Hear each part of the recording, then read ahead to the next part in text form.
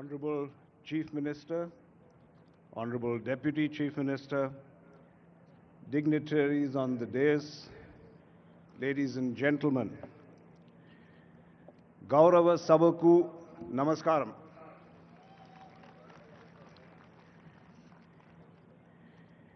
Now, I'm sure many of you here today have at some point in your lives experienced a moment when suddenly the horizon of possibilities opened up in front of you.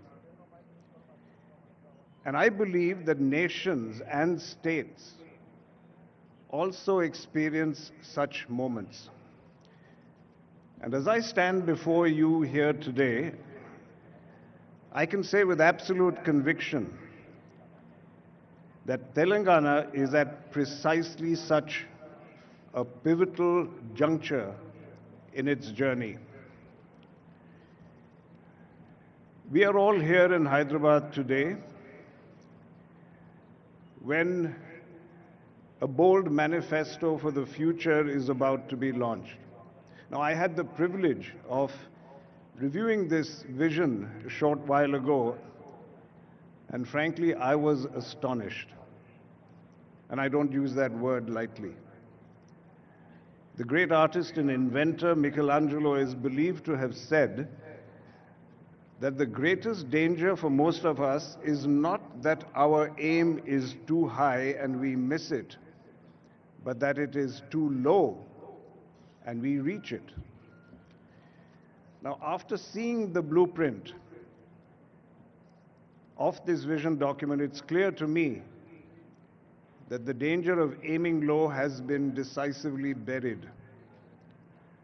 This has got to be one of the most ambitious and genuinely people-centric visions I have ever encountered, not just in India, but globally. Equally impressive is not just the scale of ambition, but the depth of its foundation. And I want to emphasize that this vision was co-created. And I repeat, it was co-created. It was not written in isolation, but it was shaped by an extensive consultation with the citizens of Telangana and with experts in chosen fields, by understanding their needs, their aspirations, and their hopes. And frankly, this resonated very, very deeply with me, because at our own Mahindra group, I have often said that vision is not the monopoly of just a leader or of a few people. And history has shown us that dreams which become reality are dreams which are shared, which are co-created. Because when people participate in designing their own future, the odds of success rise dramatically. And going further, when policy is shaped along with purpose, the impact is multiplied. And so I was so pleased to see that this vision, which has youth at its core, women as economic leaders, and sustainability as a non-negotiable foundation, well, that's a powerful embodiment of that purpose and that belief. So I want to compliment you, Chief Minister, and to your entire team for following this very inspiring process. And at Mahindra, frankly, we are very proud to observe this journey, not just to observe it, but actually to be participants in it. One example alone, our women-led battery manufacturing facility in Zahirabad is not just a factory. It is our very own statement of belief in the future that is being built right here. And on a personal note, I'm honored to serve as the chairman of the Young India Skills University, as was mentioned earlier. Now, I have to confess, when the Chief Minister first asked me, I was very hesitant, as you will recall.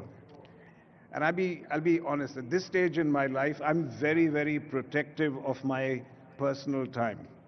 And I had planned really to focus all my energies on Mahindra University, which is right here in Hyderabad, and on other educational initiatives that I had already committed myself to. So I was preparing myself to very politely decline this invitation to the Chief Minister. And to be honest, after spending 4 decades in business, I consider myself a reasonably tough negotiator. But I met my match.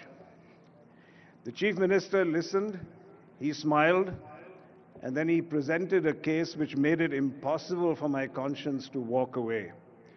You clearly are someone who doesn't take no for an answer. The Chief Minister, to be honest, saw that the Young India Skills University was not just about Telangana, but about India's future. That clarity of purpose turned the request into an offer that, frankly, I could not refuse. And since accepting this role, my conviction in this role has only deepened. And let me explain why. We are living through a digital tsunami.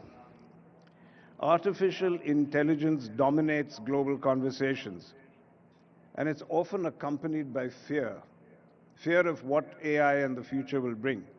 But I want to take a contrarian view. I believe that the more digital the world becomes, the more valuable the human touch will be.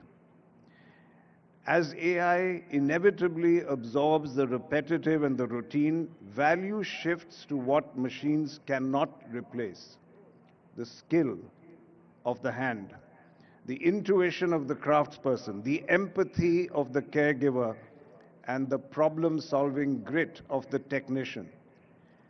And just look around at many developed countries today and developed economies. Their challenge is not a lack of capital or technology. It is really the hollowing out of skilled real-world talent. They have a surplus of managers, but they have a shortage of makers. Nations are built not only on the cloud, but firmly on the ground. And happily, Telangana is choosing a different path. Through this Young India Skills University, we are asserting that blue collar is the new gold collar. We are preparing a workforce that is not threatened by AI, but which is going to be indispensable despite AI. And to help shape such a generation, one that can serve India and a world hungry for skill, well, that's a privilege that I rank amongst my highest. So thank you, Chief Minister, for making me part of that mission. And to the people of Telangana, I must tell you, the Mahindra Group is not going to be a bystander. We will stand with you as you turn this distilled ambition of your people into prosperity. Thank you, and dhanyavadamulu.